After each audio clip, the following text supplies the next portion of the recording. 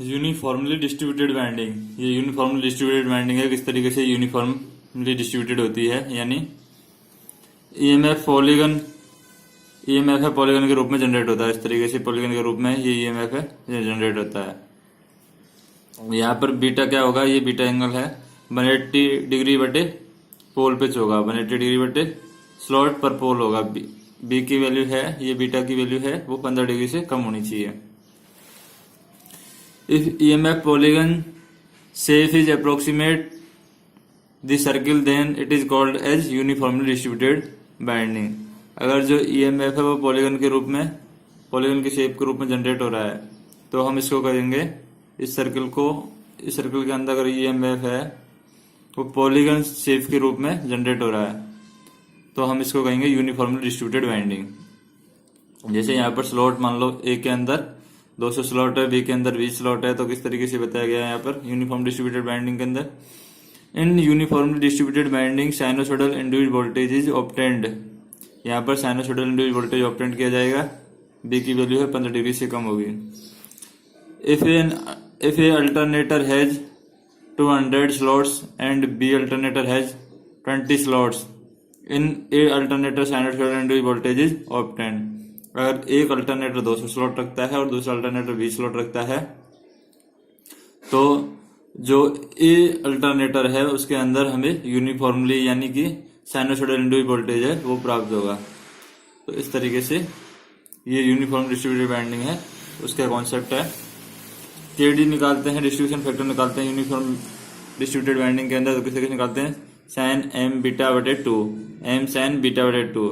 तो बी क्या है, वेरी लेस है, यहाँ पर जो बीटा की वैल्यू है वो वेरी लेस है। साइन बीटा बाई 2 है, वो लगभग बीटा बाई 2 के बराबर होगा, यानी बीटा बाई 2 है, ये रेडियन के अंदर पुट करेंगे वैल्यू।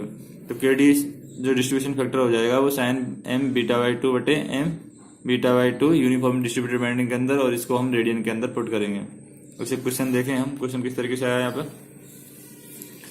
ए सिंगल फेज अल्टरनेटर है uniformly distributed winding, induced voltage of each turn is equal to 2 volt. Induced voltage दे रखा है ईच टर्म का, वो दे रखा है 2 volt. If the alternator has T turns find the net induced voltage. अगर alternator के अंदर टी टर्न्स है और इंड्यूस्ड वोल्टेज है 2 वोल्ट, तो उसका इंड्यूस्ड वोल्टेज ज्ञात करना है हमें। अल्टरनेटर है T turn find the net induced voltage, तो नेट इंड्यूस्ड वोल्टेज क्या होगा, जबकि यूनिफॉर्म डिस्ट्रीब्यूटेड बाइंडिंग के अंदर इंड्यूस्ड वोल्टेज है ईच टर्म के अंदर, या ईच टर्न है उसके अंदर है 2 वोल्ट। जो यूनिफॉर्म डिस्ट्रीब्यूटेड बाइंडिंग है उसकी प्रत्येक टर्न के अंदर 2 वोल्टेज है, और हमें नेट वोल्टेज है निकालना है। तो किस तरीके से निकालेंगे, सिंगल फेज अल्टरनेटर रखा, सिंगल फेज के लिए एम बी के मान क्या होता है 180 डिग्री। के डी डिस्ट्रीब्यूशन फैक्टर निकालेंगे तो साइन एम बी बटे 2, और यहाँ पर एम बी इंटू ये बी की वैल्यू है बी बटे 2 है, इसको रेडियन में लिख लेंगे। तो एम बी कितना है 180, तो 180 बटे 2, 180 बटे 2 को रेडियन में लिखेंगे तो पाई बटे 180 से मल्टीप्लाई कर दिया, तो ये फाइनल आंसर आ जाएगा हमारे पास में 2/पाई। 2/पाई आ गया। अब ई की वैल्यू निकालनी है, तो ई की वैल्यू क्या होगी 2t इंटू के डी, 2t इंटू के डी, क्योंकि जो वोल्टेज है और डिस्ट्रीब्यूशन फैक्टर से मल्टीप्लाई होगा। तो ईच टर्न के अंदर 2 वोल्ट दे रखा है, नंबर ऑफ टर्न्स कितने हैं, t टर्न्स है, तो 2 इंटू टी इंटू के डी हो जाएगा। तो 2 इंटू टी इंटू के डी का मान 2/पाई, तो ये हो जाएगा 40/पाई, यानी 1.270 आंसर आ जाएगा। तो इस तरीके से ये डिस्ट्रीब्यूशन फैक्टर हम निकाल लेंगे। अब देखते हैं स्लॉट्स पोल या per phase in integer, then it is called an integral slot winding.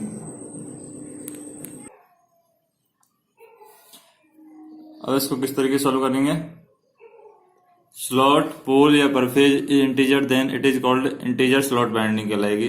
तो स्लॉट से किस तरीके से निकालेंगे, स्लॉट 24 पोल्स 2 और 3 फेज के अंदर निकालना है, तो 3 फेज के अंदर ये हो जाएगा 24/6 यानी 4 हो जाएगा।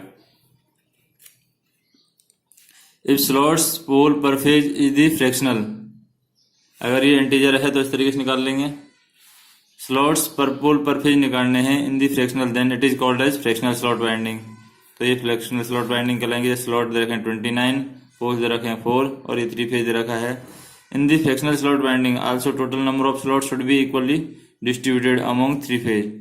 3 फेज के अंदर इक्वली डिस्ट्रीब्यूट किए जाते हैं, लेकिन यहाँ पर 29 है, एक कंडक्टर के अंदर 2 आएंगे, तो 1 टर्न के अंदर 2 कंडक्टर आ रहे हैं, coil 1 turn more than 1 turn, एक कॉइल के अंदर 1 टर्न भी हो सकता है और 2 से ज़्यादा टर्न भी हो सकते हैं। तो इस तरीके से ये डिस्ट्रीब्यूटेड जो फ्रैक्शनल डिस्ट्रीब्यूटेड वाइंडिंग है, स्लॉट वाइंडिंग, इसको हम बनाते हैं। फिर 2 तरह की वाइंडिंग होती है, एक सिंगल लेयर वाइंडिंग होती है और एक डबल लेयर वाइंडिंग होती है। तो ये है फ्रैक्शनल स्लॉट वाइंडिंग का कॉन्सेप्ट।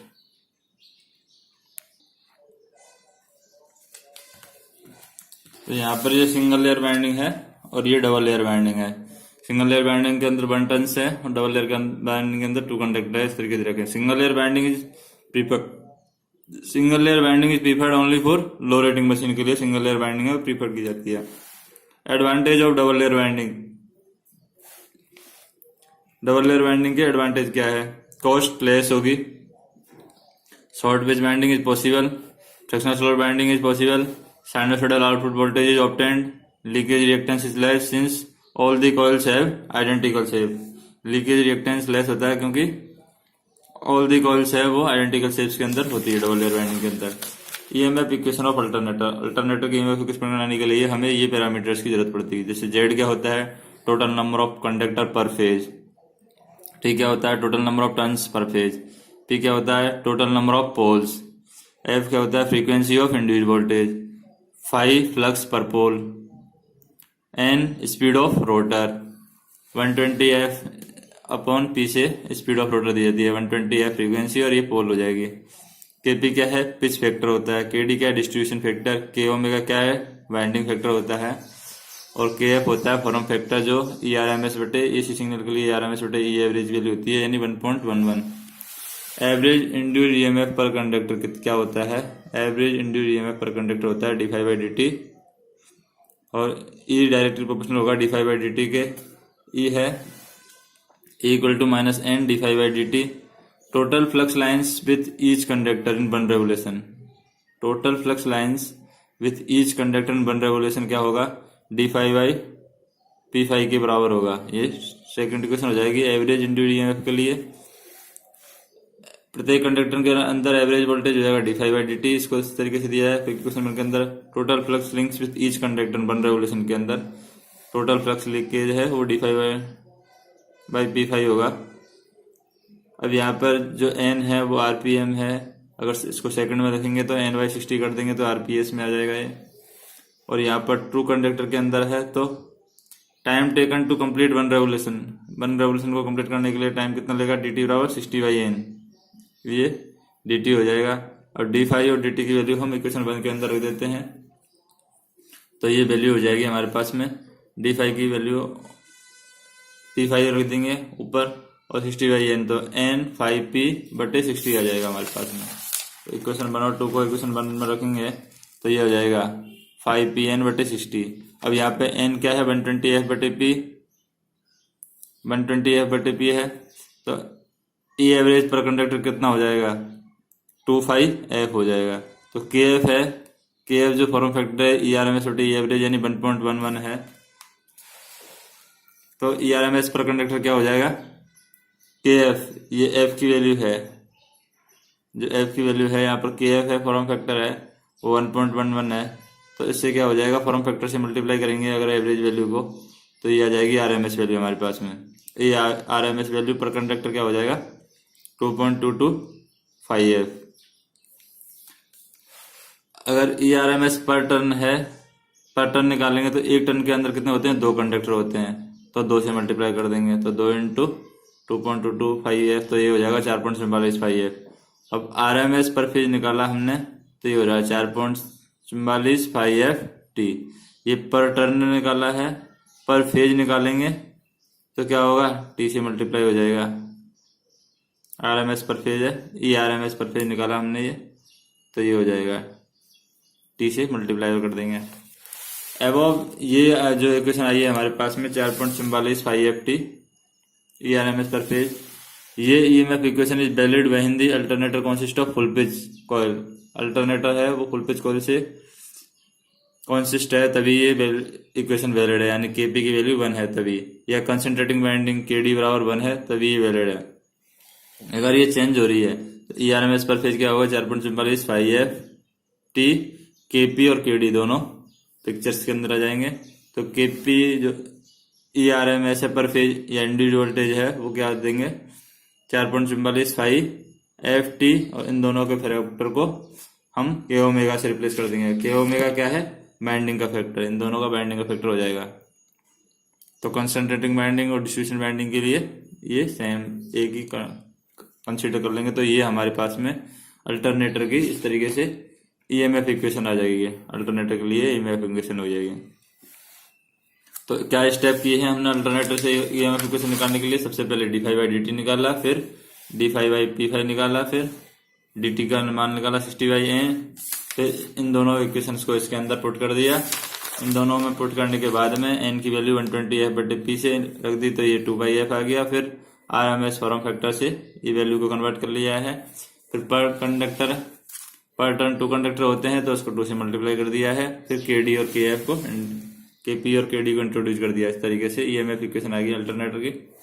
अब देखते हैं नेक्स्ट टर्म क्या है, effect of harmonics on EMF equation of alternator. Harmonics का EMF इक्वेशन होती है अल्टरनेटर की, उस पर क्या इफेक्ट पड़ता है। E1 पर फेज निकालना है तो 4.44 5/1FT के ओमेगा 1, ये 1 है इक्वेशन नंबर 1। E3 पर फेज निकालना है तो 4.44 5/3 के ओमेगा 3 हो जाएगा, ये थर्ड हार्मोनिक्स के लिए हो जाएगा। और ये EN पर फेज निकालना है तो 4.44 5N5F के ओमेगा 2, के ओमेगा N है, N नंबर के लिए निकालना है तो ये पर फेज हो जाएगा harmonics EMF equation and alternator.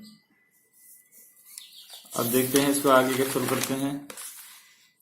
EN पर फेज निकालना है बटे E1 के ओमेगा 1 बटे के ओमेगा 1 से निकालेंगे तो N/N बटे 5N से हो जाएगा। जैसे इक्वेशन को 2/1 का equation number 2 by equation number 1 divide करेंगे तो ये वैल्यू आ जाएगी हमारे पास में N/N बटे 5N।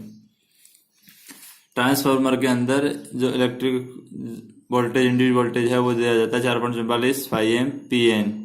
ये ट्रांसफार्मर के अंदर इंडिविजुअल वोल्टेज है 5mPn, पोल और नंबर ऑफ टर्न से दिया जाता है।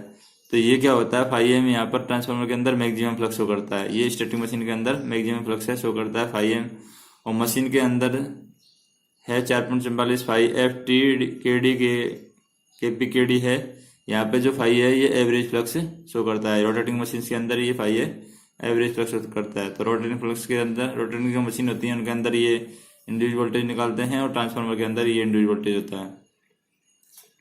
तो बी एवरेज निकालना है तो यहाँ पर 5N बटे ए हो जाएगा, 5N बटा B average into A multiply कर दिया। तो बी मैक्सिमम निकालना है या बी एवरेज निकालना है तो क्या हो जाएगा, बी मैक्सिमम बटे पाई। बी एवरेज निकालना है हमें तो B del B maximum into 1 बटे पाई। तो ये हो जाएगा, ए की वैल्यू क्या आ जाएगी यहाँ पर, ए की वैल्यू आ गई है पाई डी बटे पी रो, तो पाई डी बटे पी रो हो जाएगी। तो यहाँ पर इस तरीके से इसको दे सकते हैं, जैसे रोटर है नॉर्थ पोल के नीचे बना हुआ है और ये इसकी लेंथ है, ये रोटर नंबर ऑफ टर्न्स है और ये कंडक्टर की साइज है रोटर की और ये लेंथ है। मैग्नेटिक जो साउथ पोल और नॉर्थ और साउथ पोल होते हैं उनकी लेंथ है। तो उसको किस तरीके से निकालते हैं, ए बराबर area under each pole, D बराबर डायमीटर ऑफ रोटर, एल है लेंथ ऑफ पोल या length of armature, length of pole या लेंथ ऑफ आर्मेचर है। इस तरीके से ये एरिया निकालते हैं, एरिया अंडर ईच पोल पाई डी बटे पी एल। अगर हमें 5N निकालना है तो 5N क्या होगा, 2V मैक्सिमम बटे पाई, 2V मैक्सिमम बटे पाई और पाई डी एल बटे पी, क्योंकि ये एरिया हो जाएगा और 5N के लिए ये बी एवरेज हो जाएगा। जो वैल्यू हमने देखी है यहाँ पर बी एवरेज और ये 5N बी एवरेज इंटू ए है, इन दोनों को मल्टीप्लाई करेंगे तो जैसे ही 5N आया हमारे पास में बी मैक्सिमम पाई डी एल बटे पी आ जाएगा। तो ये इक्वेशन नंबर नेक्स्ट हो जाएगी 4। तो किस तरीके सॉल्व करेंगे, पाई एन है बी मैक्सिमम इंटू 2DL आ रहा है, जैसे यहाँ पर ये आया है पाई डी एल बटे पी है, पी मैक्सिमम है। अब यहाँ पे क्या है, क्यू एन पूछा है तो एन से मल्टीप्लाई कर देंगे, 2dl आ जाएगा। तो इस तरीके से इसको निकाल लेंगे हम। तो क्यू एन क्या होता है, बी मैक्सिमम इंटू एन बटे 2dl बटे एन पी हो जाएगा। तो इक्वेशन 5 आ जाएगी। अब इक्वेशन 4 और 5 को हम इक्वेशन 3 में रख देते हैं। जैसे ये फाई एन है, फाई एन की वैल्यू आई है B maximum into N 2dl बटे एन पी, इक्वेशन 5 आई है। 4 आई है हमारे पास में Q1 जी आई है। अब इस इक्वेशन को हम जैसे 5 बी मैक्सिमम QDL बटे P है, ये Q1 की इक्वेशन है और ये QN की इक्वेशन है। तो जैसे इसको रखेंगे हम, तो यहाँ पर EN पर फेज निकालना है तो K ओमेगा एन बटे KWN, बी मैक्सिमम एन बटे बी मैक्सिमम 1, ये हो जाएगी हमारे पास में। तो इस तरीके से सॉल्व हो जाएगी। EN पर फेज और EN फर्स्ट फेज के अंदर निकाला है, EN पर फेज है और EN फर्स्ट फेज के अंदर है, वो निकाला है। तो इस तरीके से हम अप्लाई कर देंगे यहाँ पर और ये वैल्यू आ जाएगी हमारे पास में। यानी यहाँ पर अगर इसको पुट कर दें, यहाँ पर वैल्यू है, यानी ये 3rd नंबर की इक्वेशन है एन फाई एन बटे फाई एन वाली। तो इसमें फाई 1 की वैल्यू ये है हमारे पास में और फाई 1 की वैल्यू है ये, और ये फाई एन की वैल्यू निकाली है। इन दोनों इक्वेशन को हमने यहाँ पर पुट किया है इसके अंदर, तो वैल्यू आ जाएगी हमारे पास में, ये वाली वैल्यू आ जाएगी कि 3rd हार्मोनिक्स का क्या इफेक्ट होता है। अब देखते हैं आर्मेचर वाइंडिंग कनेक्टेड है स्टेटर। आर्मेचर वाइंडिंग को अगर स्टेटर पर कनेक्टेड कर दिया जाए तो किस तरीके से कनेक्ट करते हैं। ये स्टार कनेक्टेड आर्मेचर वाइंडिंग है, ये R1, ये 3rd हार्मोनिक्स, ये 5th हार्मोनिक, ये EY1, ये 3rd हार्मोनिक, ये 5th हार्मोनिक, ये AB1, ये 3rd हार्मोनिक है, ये 5th हार्मोनिक है। RY के अंदर अल्टरनेटिंग वाइंडिंग को स्टेटर के अंदर इस तरीके से कनेक्ट कर दिया है। अब देखते हैं इसके पॉजिटिव नेगेटिव सीक्वेंस किस तरीके से बन रहे हैं। ER1 देखें तो ये 0 है, E/1 है, ये माइनस के 120 डिग्री, EB1 है, ये प्लस के 120 डिग्री, यानी पॉजिटिव फेज सीक्वेंस है। ER3 निकालेंगे तो ये 0 डिग्री, E/3 निकालेंगे तो 3 से मल्टीप्लाई होगा, तो ये 3 से मल्टीप्लाई होगा तो ये हो जाएगा माइनस के 360। तो E/3 एंगल माइनस के 360 वापस कहाँ आ जाएगा, 0 डिग्री पर आ जाएगा। इसको भी मल्टीप्लाई करेंगे तो ये भी 360 हो जाएगा, तो ये भी वापस 0 डिग्री पर जाएगा, तो ये 0 फेज सीक्वेंस हो जाएगा। ये पॉजिटिव फेज सीक्वेंस, फिर बाई के लिए 0 फेज सीक्वेंस। अब फिर बी के लिए देखते हैं, ER5 है, वो 0 डिग्री है, EY5 है, 5 से मल्टीप्लाई करेंगे तो 12 पंजे 60, यानी 600 डिग्री। 600 डिग्री मतलब कि 360 से 100, 360 है, 360 से एक बार और लेंगे तो ये एंगल है प्लस के 120 डिग्री चला जाएगा, तो 40 से चला जाएगा। फिर अगर EB5 निकालेंगे तो ये 5 से मल्टीप्लाई होगा 600 डिग्री, ये भी, और यहाँ भी ये वैल्यू माइनस के 120 चले जाएगी। तो पहले प्लस के 120 आया, फिर माइनस के 120 आया, यानी ये नेगेटिव फेज सीक्वेंस क्रिएट करेगा। तो इस तरीके से अगर ERY निकालना है हमें तो ER माइनस EY से निकालेंगे। तो ER की वैल्यू क्या है, ER1 minus EY1, ER3 minus EY3, ER5 minus EY5। ER1 की वैल्यू 0 है हमारे पास पता है, इसकी वैल्यू माइनस के 120 डिग्री शिफ्ट कर रही है। इन दोनों की वैल्यू 0 है तो इसको तो इग्नोर कर ही देंगे। इसकी वैल्यू 0 है, इसकी वैल्यू प्लस के 120 है। तो EL जो लाइन वोल्टेज क्या होगा, ERY के बराबर होता है। In star connected system with respect to line voltage 3rd harmonic component is limited. Star connected system के अंदर लाइन वोल्टेज के रेस्पेक्ट में देखा जाए तो 3rd हार्मोनिक से ये एलिमिनेटेड हो जाता है। तो E पर फेज निकालना है तो हम क्या निकालेंगे, E1 square plus E3 square plus E5 square का अंडर रूट निकालते हैं, तो ये 60 डिग्री फेज स्प्रेड के अंदर निकालते हैं इस तरीके से। यानी EL आ जाएगा अंडर रूट 3 E1 का स्क्वायर प्लस E5 का स्क्वायर। E3 है वो इग्नोर कर दिया है। इग्नोर क्यों कर दिया है, क्योंकि जो 3rd हार्मोनिक्स है वो लिमिटेड हो गया है, तो ये लाइन टू लाइन वोल्टेज आएगा। इन 60 degree phase spread 3rd harmonics component is exist in the phase voltage and 3rd harmonics component is limited in the line voltage. In 60 degree phase spread 3rd harmonics component है वो exist करेगा phase voltage के अंदर। 60 degree phase spread के अंदर 3rd harmonics है, phase के अंदर तो एग्जिस्ट करेगा, लेकिन लाइन वोल्टेज के अंदर आते ही वो एलिमिनेटेड हो जाएगा। इन दी wide phase spread, third harmonic component is limited in both phase line and phase voltage. अगर हम 22 फेज स्प्रेड लेंगे यानी 60 डिग्री जगह 120 डिग्री लेंगे तो थर्ड हार्मोनिक कंपोनेंट है वो दोनों सिस्टम से यानी फेज वोल्टेज के अंदर से और लाइन वोल्टेज के अंदर दोनों के अंदर से लिमिटेड हो जाएगा। अब देखते हैं आर्मेचर बाइंडिंग है वो कनेक्टेड इन डेल्टा फॉर्म। अगर आर्मेचर बाइंडिंग है डेल्टा फॉर्म में कनेक्टेड है तो किस तरीके से सॉल्व करेंगे। ER1 plus ER3 plus ER5 है और यहाँ पे EV1 plus EV2 plus EV3 है, यहाँ पे EY1 plus EY3 plus EY5 है। तो किस तरीके से इसको सॉल्व करेंगे। डेल्टा कनेक्टेड सिस्टम के अंदर वोल्टेज है वो इक्वली जीरो होगा तो यहाँ पर 0 120 और प्लस 120 जीरो हो गया। बाई 3 R3 के लिए देखें तो ये जीरो, ये भी जीरो, ये भी जीरो, तो ये जीरो के बराबर नहीं होगा क्योंकि तीनों जीरो का योग है वो जीरो होगा। और ये देखेंगे तो ये वैल्यू भी ये भी जीरो के बराबर है। अब ये देखेंगे R3 तो ये भी जीरो, ये भी जीरो, ये भी जीरो, तीनों का योग है तो ये 3E3 होगा क्योंकि ये तीनों जीरो होते हैं तो ये जीरो होगा और ये 3E3 हो गया। तो जैसे इसको सॉल्व करेंगे तो IC की वैल्यू डेल्टा कनेक्टेड के अंदर इसकी वजह से फ्लो होगी, E3 की वजह से यानी थर्ड हार्मोनिक की वजह से इसके अंदर डेल्टा के अंदर फ्लो होगी। तो IC बराबर क्या हो जाएगा 3E3 बटे 3 इंटू 3 आया क्योंकि 3 है। IC की वैल्यू निकालनी है हमें तो 3E3 बटे 3 इंटू 3 हो जाएगा तो ये हो जाएगा 3E3 आ जाएगा ये। तो IC की वैल्यू क्या हो जाएगी, इन तीनों का रिएक्टेंस है वो है ये 3 तो E3 बटे X3 हो जाएगा। X3 का मान क्या है 2π3F क्योंकि ये थर्ड हार्मोनिक की वजह से है। X1 का मान क्या है विदाउट हार्मोनिक से यानी 2πFL है। तो X3 बराबर क्या हो जाएगा 3x1, तो X3 बराबर 3x1 लिख देंगे तो 3x1 लिखते ही है वैल्यू आ जाएगी हमारे पास में ये X3 है, 3E3 है तो ये E3 बाई X3 आ गया। अब जैसे इसको सोल्व किया तो ये 3x1 आ जाएगा। तो IC की वैल्यू फाइनल क्या जाएगी हमारे पास में E3 बटे 3x1 प्लस E9 बटे 9x1 और प्लस E15 बटे 15x1 यानी जो वैल्यू यहाँ पर आएगी उससे मल्टीप्लाई हो जाएगी, जो हार्मोनिक दे रखा है उससे मल्टीप्लाई हो जाएगा।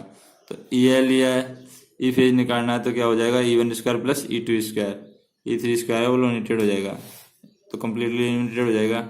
In delta connected system for both 60 degree phase spread and 120 phase spread third harmonic component is limited in the phase and line voltage. जो स्टार कनेक्टेड होता है उसके अंदर 60 डिग्री फेज स्प्रेड में फेज स्प्रेड होता है उसके अंदर क्या होता है वो वोल्टेज के अंदर जो फेज वोल्टेज के अंदर तो अवेलेबल रहता है लेकिन लाइन वोल्टेज के अंदर से लिमिटेड हो जाता है। लेकिन यहाँ पर क्या होगा डेल्टा कनेक्टेड सिस्टम के अंदर 60 डिग्री फेज स्प्रेड और 120 डिग्री फेज स्प्रेड दोनों के अंदर से थर्ड हार्मोनिक कंपोनेंट है वो फेज वोल्टेज और लाइन वोल्टेज दोनों के अंदर से एलिमिनेटेड हो जाएगा। अब है advantage of star connected compare to delta connected. Delta connected के कंपेयर में स्टार कनेक्टेड के क्या फायदे हैं। ये स्टार कनेक्टेड सिस्टम दिखाया गया है, ये डेल्टा कनेक्टेड सिस्टम दिखाया गया है। यहाँ पर जो फेज वोल्टेज है वो B/√3 है, यहाँ पे फेज वोल्टेज है B है। तो फेज वोल्टेज है ये वोल्टेज है ये नंबर ऑफ टर्न से डिसाइड होते हैं यानी यहाँ पर वोल्टेज कम है तो नंबर ऑफ टर्न्स यहाँ पर लेस है, तो यहाँ पर लेस नंबर ऑफ टर्न्स है तो लेस कॉस्ट की जरूरत होगी। और यहाँ पर जो वोल्टेज है जो करंट है वो डेल्टा के अंदर IC फ्लो हो रही है लेकिन यहाँ पर ऐसी कोई करंट फ्लो नहीं हो रही नेचुरल की वजह से, तो यहाँ पर टेम्परेचर है वो इस करंट की वजह से इंक्रीज हो जाएगा। तो क्या क्या एडवांटेज हैं वो देखते हैं। फर्स्ट के अंदर लेस नंबर ऑफ टर्न्स की जरूरत पड़ेगी हमें, स्टार कनेक्टेड के अंदर लेस इंसुलेशन की जरूरत पड़ेगी क्योंकि वोल्टेज है वो इंसुलेशन नंबर ऑफ टर्न से डिसाइड होता है, नंबर ऑफ टर्न से इंसुलेशन लेवल से डिसाइड होते हैं। नेचुरल अवेलेबल होगा किसके अंदर, न्यूट्रल है वो अवेलेबल होगा किसके अंदर, स्टार कनेक्टेड के अंदर। Third harmonic component limited in line voltage, line voltage के अंदर से थर्ड हार्मोनिक कंपोनेंट है वो लिमिटेड होंगे स्टार कनेक्टेड में। To obtain rated voltage less number of turns per phase is required, less insulation material per phase is required. और ये third फायदा है neutral point connection is available with respect to line voltage, third harmonic component is eliminated, no circulation current is present, यहाँ पे कोई circulation current है वो present नहीं होती है। ये टेम्परेचर राइज इज लेस और टेम्परेचर राइज है वो लेस होगा। तो इस तरीके से ये हम फाइंड कर सकते हैं।